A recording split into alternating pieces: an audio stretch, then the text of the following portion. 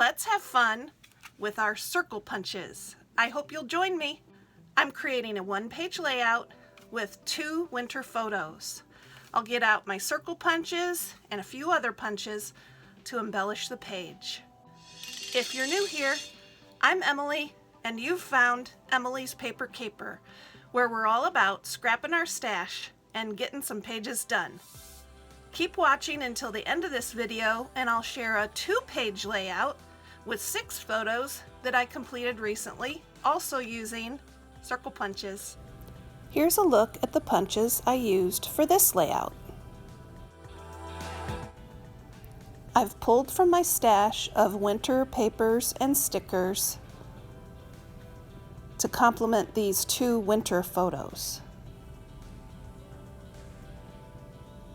First, I wanted to create double mats for these photos. Since I'm only using 2 photos on this page, there's plenty of room for double matting the photos. This background paper that I'm cutting now is from Reminisce. I think it's quite pretty. And I'll also do some punching from this paper in just a little bit. For the second mat, I'll cut from this pretty white paper.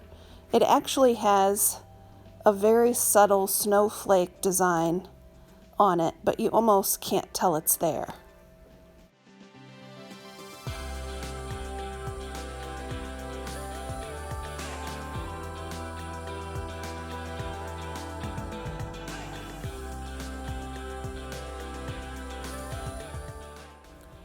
Now that I have those photo mat papers ready to go, I want to turn my attention to this background paper.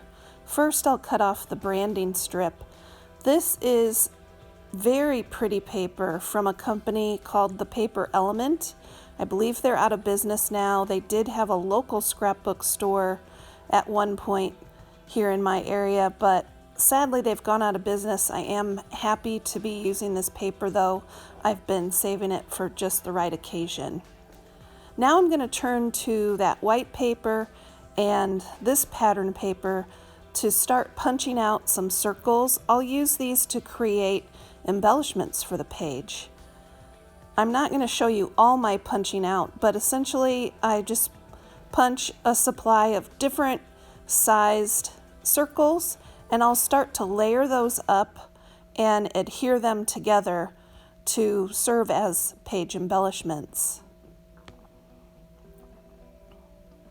They'll end up being scattered around the page to kind of give an effect of falling snow. Off camera, I had punched out some of the snowflakes, and I've adhered them to the center of some of the circles, and now I'm adding a gemstone to the center of each snowflake to give a little sparkle and shine to the page. I keep my gems in a little school box along with a pair of tweezers, which makes it easy whenever I want to use these gems to apply them.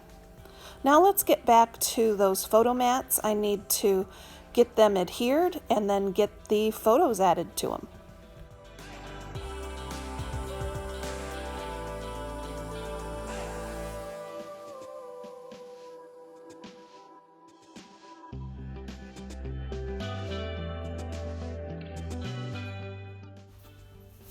Now I can start arranging the elements on the page.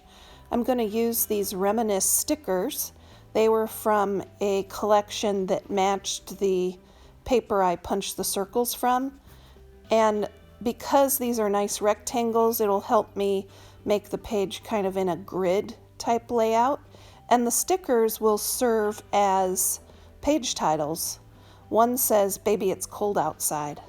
Very cute. Off camera, I adhered those photos to the page, and I also placed adhesive onto my punched embellishments. Now I can just randomly add those embellishments to the page to mimic snow falling.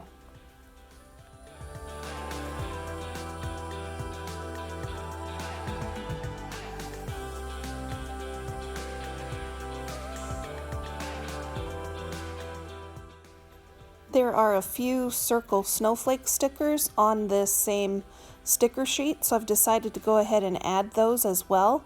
I think they will help the whole page kind of coordinate together, and you can never have too many snowflakes, can you? I've been having a lot of fun scrapbooking with my circle punches this week, and after I share this completed layout, I actually have two more layouts that I want to share with you. One is a single page spread with 2 photos. It's very similar to this one, but I used different papers, and so it looks very different. And then the other is a 2-page spread, and it was a lot of fun. I used only circle punches to embellish that page. You'll see it here in just a minute.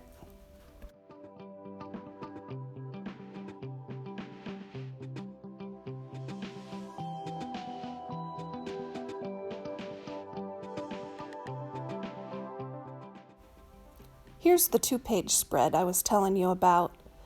We made a recent trip to Chuck E. Cheese, and I think I had as much fun, maybe more fun, than the girls did playing all the games. And I even took a selfie with Mr. Cheese. The funny thing about the page title on this page, I was very careful to count all the E's I would need to make sure that I had enough E's for the page title, and when I got to the S in cheese, I realized I have no S's. So if you look closely, you'll see that that letter S is in number 6 cut to turn into an S. Thanks for watching. I hope you'll get out your scraps and your circle punches and get some scrapping done. Keep on scrapping, everybody.